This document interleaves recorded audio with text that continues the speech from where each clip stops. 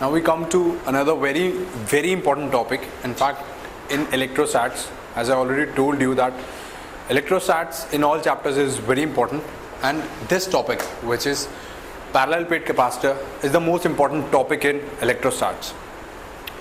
Parallel plate capacitor actually में क्या होते हैं? What एक्चुअली में दो पैरेलल प्लेट्स होती हैं और उनको पास रखा जाता है, तो they form a capacitor. And how do they work? I will tell you.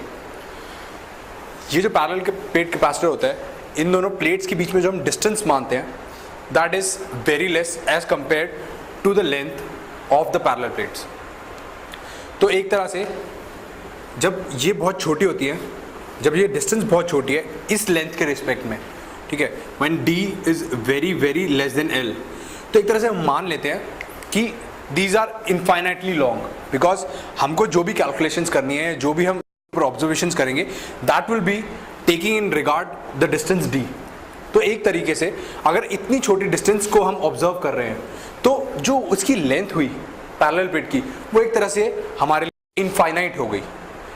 ठीक है, अब इसके अंदर काफ़ी सारे फंडे हैं, वो मैं आपको बताता हूँ.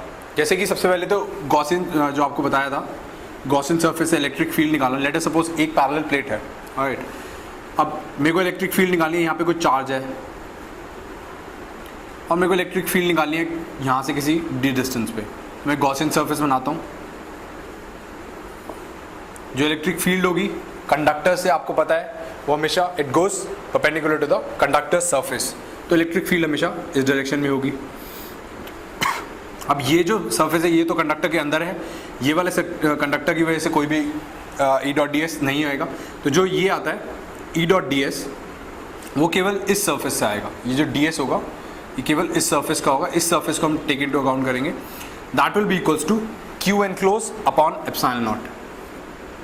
Q enclose upon epsilon naught. अब क्यू एनक्लोज कितना है? जितना इसके अंदर है, विच इज क्यू.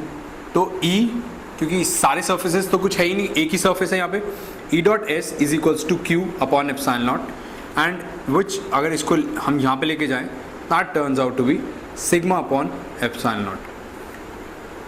ठीक है, क्यू अपॉन एस क्या हो गया? सिग्मा. सो इससे क्या पता चला? That the electric field due to this parallel plate, it becomes independent of the distance d. मतलब ये यहाँ पर हो या यहाँ पर हो, यहाँ पर हो, इलेक्ट्रिक फील्ड की वैल्यू सेम रहेगी, which will be sigma upon epsilon naught. अब हम आते हैं with a combination of two parallel plates. तो पैरेलल प्लेट्स, जब इसके अंदर अगर हमको इलेक्ट्रिक फील्ड देखनी हो, तो मैं एक गॉसियन सरफेस बनाता हूँ कुछ ऐसा. ये मेरा गॉसियन सरफेस हो गया. अब इनके अंदर मेरे को इलेक्ट्रिक फील्ड देखनी हो तो क्या होगी? E dot D S, this is equals to Q upon epsilon not.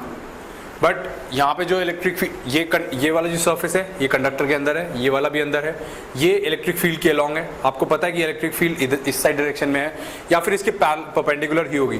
तो that turns out to be कि ई डॉट डी एस की वैल्यू जो होगी, ये जीरो होगी.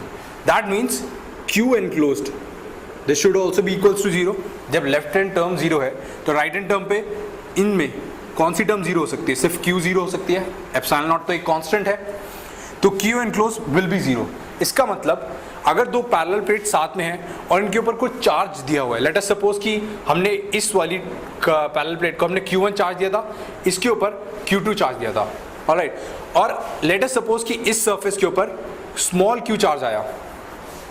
इस वाली प्लेट की अंदर वाली सरफेस के ऊपर कौन सा चार्ज आया? Small q. तो Q enclose should be equal to zero इस पूरे गॉसियन सरफेस में.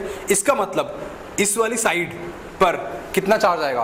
That should be equal to minus Q, क्योंकि माइनस क्यू और ये वाला plus Q, this terms out to be zero. So आपने देखा, this concept you have to remember कि अगर दो प्लेट्स होती हैं, तो जो उनके इनर सर्फेसेस होते हैं, उनके ऊपर इक्वल एंड ऑपोजिट चार्जेस अपने आप डेवलप हो जाते हैं. ओके, सो ये तो वो इसके बारे में. अब लेट अस सपोज कि अगर मैं इसको Q1 देता हूँ और इसको Q2 देता हूँ, तो यहाँ पे Q आएगा और यहाँ पर माइनस Q आएगा, राइट. अब इसी के अंदर एक और कंसेप्ट बताता हूँ. लेट अस सपोज कि एक प्लेट की जगह हमारे पास 4 पैरेलल प्लेट्स होती हैं. अब आपको ये पता है कि एक कंडक्टर के अंदर लेट अस सपोज कि 3 ही प्लेट्स हैं, एक कंडक्टर के अंदर पैरेलल प्लेट, इस कंडक्टर के अंदर इलेक्ट्रिक फील्ड की value E is equals to 0 होती है। राइट, नाउ इनके ऊपर पता है कि आमने सामने वाला इसके ऊपर जो चार्ज होगा उसका इक्वल एंड ऑपोजिट इसके ऊपर होगा। लेट अस सपोज Q है, इसकी यहाँ पर होगा -Q, ये Q1 ले लेते हैं, ये Q1 ले लेते हैं, ये लेते हैं, इसके ऊपर होगा Q2 और इसके ऊपर होगा -Q2, और यहाँ पे कुछ मान लेते हैं कैपिटल Q1 और यहाँ पे मान लेते हैं कैपिटल Q2। अब electric field due to this charge which is small Q1 जो कि इसकी बाहर वाली प्लेट पर था, उसकी भी वजह से जो यहाँ पर इलेक्ट्रिक फील्ड होगी late us suppose which is EQ1, ठीक है। अब electric field due to -Q1, ये वाला जो सरफेस था, इस सरफेस की वजह से जो इलेक्ट्रिक फील्ड आएगी यहाँ पे अंदर, उसकी वैल्यू कितनी होगी, which this will be -EQ1, क्योंकि मैंने आपको बताया था यहाँ पे क्या होता है, सिंपली एप्सिलॉन की E की वैल्यू क्या होती है, सिग्मा अपॉन एप्सिलॉन नॉट, और सिग्मा सेम होगा, बस यहाँ पे नेगेटिव टर्म आ जाएगी फॉर -Q1, ठीक है। तो ये वाला electric field due to this plate will cancel out the electric field due to this plate, क्योंकि चार्जेस इक्वल एंड ऑपोजिट है, तो इन वजह से, इन दोनों की प्लेट्स की वजह से तो इलेक्ट्रिक फील्ड कैंसिल होगी। सिमिलरली Q2 और -Q2 की वजह से कैंसिल हो जाएगी। अब कौन सी इलेक्ट्रिक फील्ड बची, एक बची ये कैपिटल Q2 वाली, एक बची कैपिटल Q1 वाली। तो अब हमको पता है क्योंकि E 0 होनी चाहिए, इसका मतलब capital Q2 should be equals to capital Q1, क्योंकि कैपिटल Q2 की वजह से जो इलेक्ट्रिक फील्ड आएगी इस A पॉइंट पर, वो कहाँ पर आएगी, इस डायरेक्शन में आएगी, क्योंकि प्लेट यहाँ पर है तो इसकी इलेक्ट्रिक फील्ड की डायरेक्शन ये होगी, और Q1 की वजह से इलेक्ट्रिक फील्ड की डायरेक्शन ये होगी, और डिस्टेंस पे तो ये डिपेंड करती नहीं है। तो इसका मतलब ये दोनों फील्ड्स इक्वल एंड ऑपोजिट होनी चाहिए, तभी नेट इलेक्ट्रिक फील्ड अंदर 0 होगी, और हमको पता है अंदर तो 0 होनी ही चाहिए, तो इसलिए हमको पता चल गया that Q2 should equals to Q1।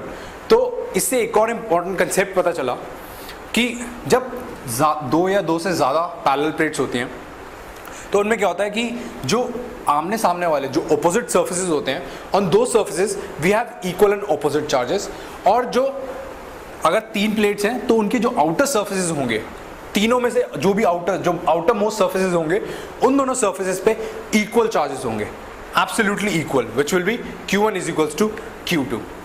और इनकी जो वैल्यू होगी, ये Q1 और Q2 की वैल्यू, यानी जो आउटर सर्फेसेस हैं इनकी जो वैल्यू होगी वो कितनी होगी, लेट अस सपोज मैंने इसको एक चार्ज दिया Q3, इस वाली प्लेट को दिया Q4 और 5th प्लेट को दिया मैंने Q5। तो जो अब चार्ज जो है वो ना तो कहीं जाता, तो शुरू में जितना दिया है एंड में भी टोटल उनका सम उतना ही होना चाहिए। दैट मीन्स अगर मैं सारी प्लेट्स के यानी सारी सर्फेसेस के चार्जेस को सम अप करूं तो वो सारा कितना होना चाहिए, that should be equals to Q3 plus Q4 plus Q5, और इसकी वैल्यू कितनी है, यहाँ पर कितना था Q2 प्लस इस वाली प्लेट पे कितना था Q1 माइनस यहाँ पर कितना आया Q1 प्लस ये वाला Q2 minus Q2 plus Q1। तो आपने यहाँ पे देखा ये कैंसिल हो गए, तो एंड में क्या बचे Q1 प्लस Q2, और ऊपर से आया था Q1 is equals to Q2। That means Q1 is equals to Q3 plus Q4 plus Q5 divided by 2. Now this is a very important concept कि अंदर वाली जो प्लेट्स होती हैं, जो प्लेट्स आमने सामने होती है, उनके ऊपर तो इक्वल एंड ऑपोजिट चार्ज आता है, बट जो आउटर मोस्ट सर्फेसेस होती है उनके ऊपर इक्वल चार्ज आता है, और वो कितना होता है, इन सब का सम डिवाइडेड बाय 2। अगर यहाँ पर लेट अस सपोज कि ये 2 प्लेट्स हैं, ये जो हमारा कैपेसिटर है इसके अंदर 2 प्लेट्स हैं, इसके ऊपर मैंने इन प्लेट्स के ऊपर मैंने Q1 दिया और Q2 दिया, अंदर तो मैंने लेट अस सपोज Q है और यहाँ पर आया -Q, ठीक है। तो बाहर वाली सर्फेसेस पे कितना आएगा Q1 प्लस Q2 बाय 2, और यहाँ पे भी Q1 plus Q2 by 2। Now let us come to an example which will like clear the entire concept. इस एग्जाम्पल में, ये एग्जाम्पल आपकी बुकलेट में गिवन है, इस एग्जाम्पल के अंदर क्या है कि 3 पैरेलल प्लेट्स हैं and we have given a charge Q -5Q and 10Q to the 3 plates, और ये जो तीनों हैं ये एक स्विच के थ्रू ग्राउंड से कनेक्टेड है। अब ग्राउंड का आपको पता है कि ग्राउंड का पोटेंशियल 0 होता है, ऑलराइट। ये स्विचेस हैं S1, S2 and S3। Now we have to find the charge that is flown through the switch, मतलब जब इसको ग्राउंड कर देंगे तो कुछ चार्ज या तो ग्राउंड की तरफ से यहाँ पर जाएगा या फिर प्लेट से ग्राउंड की तरफ आएगा। नाउ तो we have to find that charge. Now there are some conditions which is, first one is S1 is grounded and S2 and S3 are open. इसका मतलब क्या हुआ कि ये जो है ये यहां से बंद हो गया, right. Now S2 and S3 are open, that means कि ओपन का मतलब ये हुआ कि जितना यहां पर चार्ज है उतना ही एंड में रहेगा, इसके ऊपर भी जितना चार्ज इनिशियली था उतना ही बाद में रहेगा, बट इसके ऊपर चार्ज कुछ भी आ सकता है। हो सकता है यहां से कुछ चार्ज ग्राउंड में फ्लो कराओ, हो सकता है ग्राउंड से कुछ चार्ज इस प्लेट में फ्लो कराओ। Now first of all we have to see the concept कि अगर हम एक प्लेट को ग्राउंड कर देते हैं, दैट मीन्स इस प्लेट की जो पोटेंशियल है इट बिकम 0। इसका मतलब क्या हुआ कि अगर मैं कोई छोटा सा प्लस Q चार्ज इन्फिनिटी से इस प्लेट तक लाऊं, इस पॉइंट तक लाऊं, यहां तक, तो उसके अंदर कोई भी वर्क ना करना पड़े। इसका मतलब इस रीजन के अंदर कोई भी इलेक्ट्रिक फील्ड नहीं होनी चाहिए, ऑलराइट। अब आपको कंसेप्ट मैंने बताया था कि इन दोनों प्लेट्स के ऊपर ये जो इन दोनों सर्फेसेस हैं इनके ऊपर इक्वल एंड ऑपोजिट चार्ज रहेगा, इसके ऊपर भी इक्वल एंड ऑपोजिट चार्ज रहेगा। अब यहाँ पर इलेक्ट्रिक फील्ड कब 0 होगी?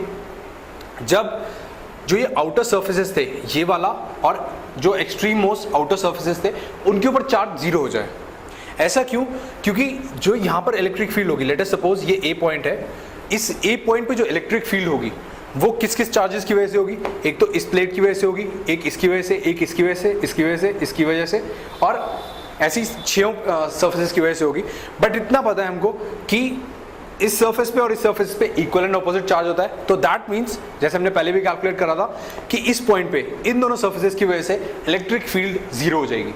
अगर इसकी वजह से प्लस Q E होगी तो इसकी वजह से यहाँ पर माइनस E होगी, which will cancel out. Similarly इसकी वजह से जो इलेक्ट्रिक फील्ड होगी that will cancel out with electric field due to this surface. तो फाइनली इलेक्ट्रिक फील्ड किस किस सर्फेसेस की वजह से बची? एक इस सर्फेस की वजह से और एक इस सर्फेस की वजह से। इसका मतलब अगर मैं इन दोनों सर्फेसेस पे चार्ज 0 कर दूं तो यहाँ पे जो इलेक्ट्रिक फील्ड होगी इस रीजन में that will also become 0 and that is what we want to do.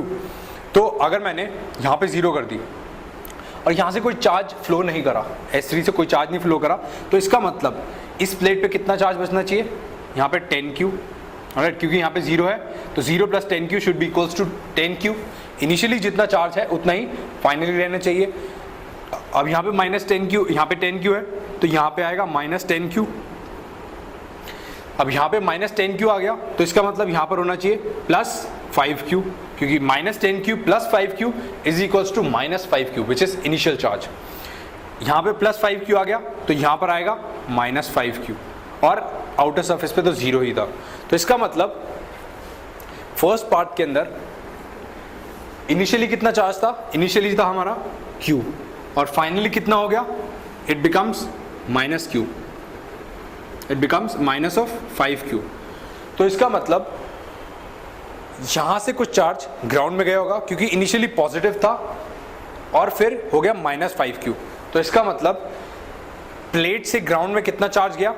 -6Q, ठीक है। तो -6Q is the charge that is flown from the plate to the ground. और अगर मैं इसको बोलूं, इसको उल्टा बोलूं तो 6Q charge is the charge that has flown from the plate to the ground, and -6Q charge is the charge that has flown from the ground to the plate, alright। दोनों चीजें स्टेटमेंट ऑपोजिट है, इसलिए यहाँ पे negative term आ रहा है। ये चीज का आप ध्यान रखेंगे। ऑब्जेक्टिव क्वेश्चंस में ये सब सिंपल क्वेश्चन आएगा, बट इनमें ट्रिकी पार्ट जो होगा वो सिर्फ लैंग्वेज का होगा। तो you have to take care कि उन्होंने क्या पूछा है कि ग्राउंड से प्लेट में जा रहा है या प्लेट से ग्राउंड में आ रहा है। You have to take care of that. Objective questions में सिर्फ यही ट्रिक यूज हो सकती है ऐसे क्वेश्चंस के अंदर। अब सिमिलरली अगर मैं सेकेंड पार्ट करूं तो उस सेकेंड पार्ट के अंदर क्या है,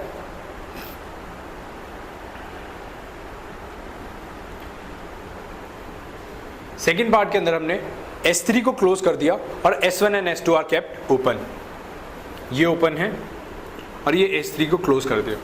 तो उसके अंदर भी यही होगा कि इस S3 की पोटेंशियल जीरो होनी चाहिए। इसका मतलब इन्फिनिटी से अगर यहाँ तक कोई चार्ज लाऊं तो उसके अंदर कोई भी वर्क डन नहीं होना चाहिए। दैट मीन्स कि वही इस आउटर प्लेट पर चार्ज जीरो होना चाहिए, only then it is possible. यहाँ पे जीरो हो गया, यहाँ पे जीरो हो गया, यहाँ पे कितना चार्ज बचा, यहाँ पे Q बचा बिकॉज इट इज ओपन। यहाँ पे कितना आया -Q, यहाँ पे कितना बचा -4Q, यहाँ पे कितना आया 4Q, ठीक है। तो S3 से कितना फ्लो हुआ, पहले 10Q था अब 4Q हो गया। इसका मतलब 6Q चार्ज ग्राउंड में चला गया होगा, from the plate to the ground, alright. And या फिर ग्राउंड से प्लेट में कितना आया -6Q चार्ज, ठीक है। ऐसे ही कई पार्ट, एक पार्ट है आपका थर्ड पार्ट जो है उसके अंदर S1 and S2 are close simultaneously and S3 is kept open.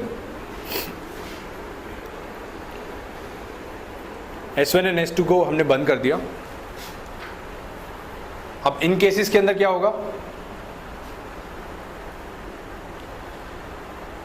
पहली बात तो S1 क्लोज है, सो फर्स्ट ऑफ ऑल यहां पर जो पोटेंशियल होना चाहिए, यहाँ पर जो इलेक्ट्रिक फील्ड होना चाहिए दैट शुड बी जीरो। वो कब होगा, जब आउटर प्लेट पर चार्ज जीरो होगा। यहाँ पे जीरो आ गया, सिमिलरली आप यहाँ पर भी जीरो डाल देंगे। नाउ S2 को भी हमने ग्राउंड कर दिया। इसका मतलब अगर मैं चार्ज को इन्फिनिटी से इस पॉइंट तक लाऊं, इस प्लेट को क्रॉस करके इस पॉइंट तक लाऊं, तब भी इलेक्ट्रिक फील्ड यहाँ पे यानी इन दोनों रीजन्स के बीच में भी इलेक्ट्रिक फील्ड जो होगी that should also B zero. But अगर यहाँ पर कोई चार्ज होता, यहाँ पे Q और -Q होता, तो यहाँ पे जो इलेक्ट्रिक फील्ड होती है इसकी कुछ वैल्यू होती है। तो इसकी वैल्यू को भी जीरो करने के लिए हमको क्या करना पड़ेगा, ये Q जो है ये भी जीरो होना चाहिए। इसका मतलब इन दोनों सर्फेसेस पे भी चार्ज जीरो आएगा, तभी इस पार्ट के बीच में इलेक्ट्रिक फील्ड की वैल्यू जीरो होगी। ये मैं आपको बताता हूँ कि इन दोनों बीच में एक्चुअली वैल्यू होती क्या है। इट इज सपोज कि दो प्लेट्स हैं यही हमारी, एंड यहाँ पर किसी पॉइंट पे मेरे को इलेक्ट्रिक फील्ड की वैल्यू बतानी है। तो मैं एक गॉसियन सरफेस बनाऊंगा, ऑलराइट। तो वही है सिंपली जो मैंने अभी आपको बताया था, electric field will be perpendicular to the surface. तो इलेक्ट्रिक फील्ड की वैल्यू कितनी होगी, E.ds is equals to Q upon epsilon naught. So E will be coming out to be sigma upon epsilon naught। तो इसका मतलब यहाँ पर electric field की value sigma upon epsilon not exist करती है। अब यहाँ पर जीरो कब होगी, मतलब इन दोनों चार्जेस की वजह से, इन दोनों सर्फेसेस की वजह से यहाँ पे इलेक्ट्रिक फील्ड की वैल्यू करती है, और वो सिर्फ तभी जीरो होगी जब ये जो चार्जेस हैं यानी सिग्मा जो है ये चार्ज डेंसिटी या ये दिस टर्म बिकम जीरो। तो जब ये जीरो होगा तभी इलेक्ट्रिक फील्ड जीरो होगी, तभी हमको एक चार्ज इन्फिनिटी से इस पॉइंट तक लाने में वर्क डन जीरो होगा, राइट। तो इसलिए यहाँ पे जीरो आना चाहिए, ये भी जीरो होगा, इक्वल एंड ऑपोजिट चार्ज। तो यहाँ पे जीरो है तो ये बचेगा 10Q because this is not grounded. यहाँ पे आएगा -10Q। तो अब आप दोनों पार्ट्स में सिमिलरली पिछले वाले तरीके की से बता देंगे कि कितना चार्ज फ्लो हुआ है। अब आपके एग्जाम्पल का फिफ्थ पार्ट देखते हैं। What we have done in the fifth part is that the switches S1 and S3 are closed, बस S2 रिमेन्स ओपन। इसका मतलब जो पोटेंशियल S1 की होगी विच इज जीरो, S3 की भी उतनी जीरो होगी। अब इससे फर्स्ट थिंग क्या पता चलती है कि इनका जो आउटर सरफेस होगा उन पे चार्जेस तो जीरो होंगे। जो पहले वाले टॉपिक्स कराए थे उनसे क्लियर है कि अगर S1 के पोटेंशियल जीरो है तो इस सरफेस का चार्ज जीरो होना चाहिए और इस सरफेस का चार्ज भी जीरो होना चाहिए। नाउ लेट अस सपोज कि यहाँ पर जो इलेक्ट्रिक फील्ड है इट बिकम्स, इस सरफेस पे चार्ज आ जाता है Q, राइट। एंड तो यहाँ पर कितना चार्ज आएगा, let us draw it again.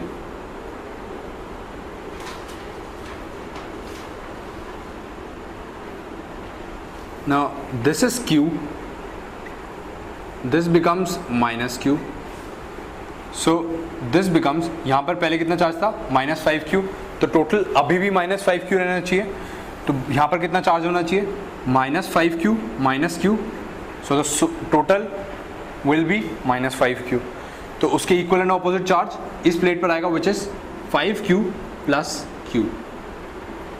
Alright, now अब क्योंकि S1 और S3 का पोटेंशियल सेम है, S1 and S3 same potential पे हैं और उनका पोटेंशियल 0 है, तो इसका मतलब द पोटेंशियल बिटवीन, अब एक और चीज़, एक पार्ट और मैं आपको बताना भूल गया था एग्जाम्पल के अंदर, इस एग्जाम्पल के अंदर ये जो 1 और 2 प्लेट्स है इनके बीच में डिस्टेंस है 2d और इनके बीच में डिस्टेंस है 2 और 3 के बीच में डिस्टेंस है d।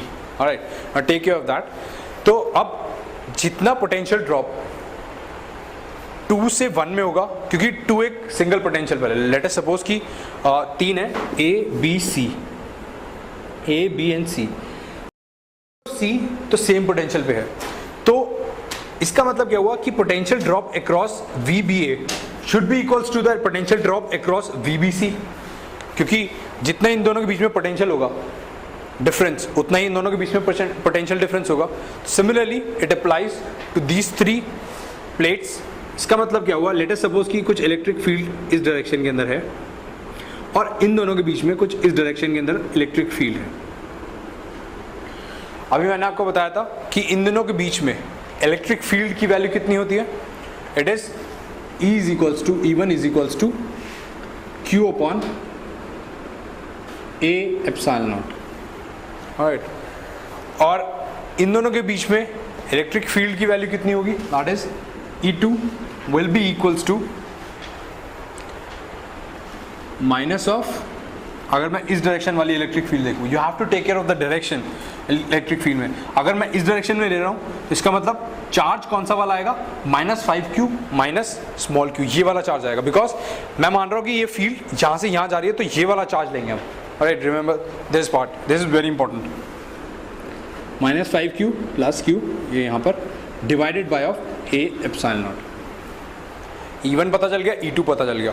अब पोटेंशियल ड्रॉप कितना होता है, E1 into the distance, and इसके अक्रॉस पोटेंशियल ड्रॉप कितना होगा, E2 इंटू द डिस्टेंस।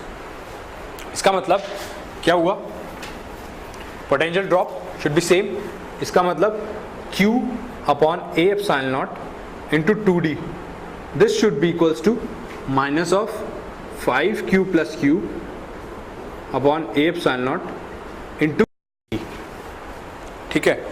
तो ये इक्वेशन आप सॉल्व करेंगे, ये D से D कैंसिल हो गया, क्या बचा, अगर मैं इसको इधर ले आऊँ तो ये इक्वल टू का साइन हट जाएगा और यहाँ पर आ जाएगा पॉजिटिव, दिस विल बिकम 0, तो क्या बचा 3Q plus 5 capital Q, this turns out to be 0।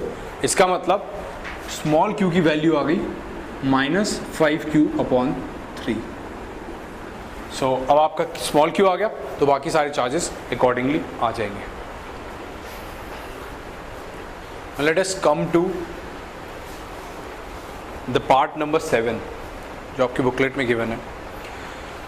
ये पार्ट बहुत इंपॉर्टेंट और बहुत ही ज़्यादा इंटरेस्टिंग है, बिकॉज इसका पार्ट समझने में इनफैक्ट बहुत लोगों को प्रॉब्लम होती है। नाउ लेट अस सपोज कि इस पार्ट के अंदर क्या है कि S1 और S3, ये जो फर्स्ट है थर्ड प्लेट है, ये आपस में इंटरकनेक्टेड है with the use of a wire, और S2 को हमने ग्राउंड कर दिया, ठीक है। नाउ S1 और S3 को इंटरकनेक्ट करने का मतलब क्या है, द चार्जेस कैन रीडिस्ट्रीब्यूट, यानी जो अब यहाँ पर Q और यहाँ पे 10Q का कोई मतलब नहीं है, इसका बस सिर्फ ये मतलब है कि इन दोनों के ऊपर टोटल चार्ज 11Q है, बिकॉज ये आपस में रीडिस्ट्रीब्यूट हो सकता है किसी भी तरीके से। ऑलराइट, नाउ S2 की पोटेंशियल 0 है। S2 की पोटेंशियल 0 होने का मतलब क्या है कि अगर मैं इन्फिनिटी से कोई इस पॉइंट तक या फिर इन्फिनिटी से कोई इस पॉइंट तक चार्ज लाऊं तो उसके अंदर work done must be equal to 0। अब अगर मैं लॉजिकली देखूं तो इन्फिनिटी से पहले मैं इस पार्ट तक आऊँगा, इस प्लेट तक आऊँगा, तो इस प्लेट तक आने के लिए 0 होना चाहिए, राइट। तो उसके लिए क्या होगा कि आउटर सरफेस पे चार्जेस 0 होने चाहिए। लेट अस सपोज कि उसको हम 0 कर देते हैं, लेट अस सपोज। अब यहाँ तक तो चलो 0 वर्क डन पे आ गया, इसके अंदर जब जाएगा, बट यहाँ पे भी कुछ इलेक्ट्रिक फील्ड होगी। मैंने आपको बताया था अगर अंदर चार्जेस हैं, इन प्लेट्स पर अगर कुछ चार्जेस हैं तो यहाँ पे इलेक्ट्रिक फील्ड होगी, बट ये भी जीरो होनी चाहिए बिकॉज इसको यहाँ तक आना है विदाउट एनी वर्क डन। तो इसका मतलब ये वाले चार्जेस भी जीरो होने चाहिए। अब अगर ये वाले चार्जेस भी जीरो हो गए, सिमिलरली अगर मैं इस साइड से यहाँ पर लेकर आता हूँ तो ये भी जीरो हो जाएगा। Now this is not possible because ये दोनों जो प्लेट्स हैं ये दोनों ग्राउंडेड नहीं है, इनके ऊपर अभी भी टोटल चार्ज 11Q है, बट फाइनली अगर हम इस कंडीशन को देखें तो इनके ऊपर नेट चार्ज कितना आ रहा है, zero. So this is not possible. तो इसकी एक कंडीशन क्या बनती है कि मैं अगर एक चार्ज को यहां से यहां तक लाता हूं, लेट अस सपोज उसके अंदर कुछ वर्क करना पड़ता है W1, राइट। अब इतना तो इन्फिनिटी से यहां तक लाने में मेरे को चार्ज करना पड़ गया, वर्क डन करना पड़ गया। अब इस पॉइंट से इस पॉइंट तक लाने में मेरे को कुछ एक और वर्क डन करना पड़ रहा है जो कि इसको कैंसिल आउट कर रहा है, यानी -W1 वर्क डन करना पड़ रहा है यहां से यहां तक, राइट। जिसका मतलब कि अगर मैं इन्फिनिटी से इस पॉइंट तक लाऊं तो एक तरह से वर्क डन मेरे को कितना करना पड़ा, zero. So this is the case we have to look into, ठीक है। तो हमको ये देखना पड़ेगा कि इन्फिनिटी से यहां तक लाने में कुछ W1 वर्क करना पड़ रहा है। अब ये W1 वर्क किस चीज के ऊपर डिपेंड करता है, it depends upon the distance. Late us suppose कि यहाँ पे कुछ इलेक्ट्रिक फील्ड है, राइट। यहाँ पे लेट अस सपोज हम मान लेते हैं कि कोई चार्ज है Q1, यहाँ पे भी Q1 है, राइट। तो Q1 को यहाँ पर एक स्मॉल पॉजिटिव चार्ज को इस पॉइंट तक लाने में मेरे को कुछ वर्क डन करना पड़ा, ठीक है, और यहाँ से यहाँ तक लाने में कुछ वर्क डन करना पड़ा। नाउ पोटेंशियल क्या होती है, एक्चुअली में वर्क डन क्या होता है, V is equals to Q into V which is small charge, इस पॉइंट चार्ज का चार्ज, ठीक है, this is into potential V, right. तो ये जो पोटेंशियल है this is equals to E into D, ठीक है, electric field into the distance that it is travelling. अब इन्फिनिटी से यहां तक पॉइंट आने में डिस्टेंस कितना ट्रैवल करा, वो बहुत ज्यादा है, ऑलराइट।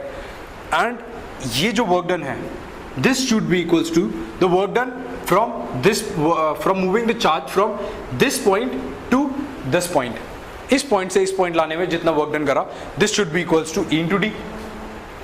अब E into let us suppose कि ये x है, ये वाला बाहर वाला, ऑलराइट, और E ये वाला किसकी वजह से आएगा, Q1 upon sigma A, oh sorry A epsilon naught. एक तरह से ये पोटेंशियल कितना आया फ्रॉम इन्फिनिटी से यहाँ तक, कितना आया, Q1 upon Q1 into x upon A epsilon naught, ठीक है। ये इतना आया, वर्क डन कितना हो गया, लेट अस सपोज Q, ये टोटल वर्क डन हो गया W1। सिमिलरली अब यहाँ से यहाँ तक लाने में कितना वर्क करना पड़ा, दिस शुड बी इक्वल, वो कितना है, Q into let us suppose some charge Q2 distance कितना ट्रैवल करा यहाँ से यहाँ तक, यानी A से B तक आने में D upon A epsilon not, right. तो अब ये इक्वेट करा तो ये दोनों चार्जेस कैंसिल हो गए, A एप्सिलॉन नॉट कैंसिल हो गया। इसका मतलब क्या बचा, Q1 into x this is equals to Q2 into d. It implies Q1 is equals to Q2 into d upon x, ठीक है। This is very simple. अब एक चीज अगर आप देखें तो x जो है वो इन्फिनिटी से यहां तक लाए हैं, that means x is very very very large as compare to d, या फिर as compare to the numerator, यानी Q2 इंटू डी से x जो है बहुत बड़ा है। इसका मतलब जब डिनोमिनेटर बड़ा होता है तो Q1 की वैल्यू जो होगी that will have some value but it will almost be equals to 0। तो इसका मतलब इस अप्रोक्सीमेशन को हम यूज करके इस क्वेश्चन को सॉल्व कर सकते हैं कि इसके ऊपर इतना छोटा चार्ज होगा कि that will almost be equals to 0। तो यहां पर क्या हुआ, यहां पे हो गया 0, यहां पे हो गया 0, ठीक है।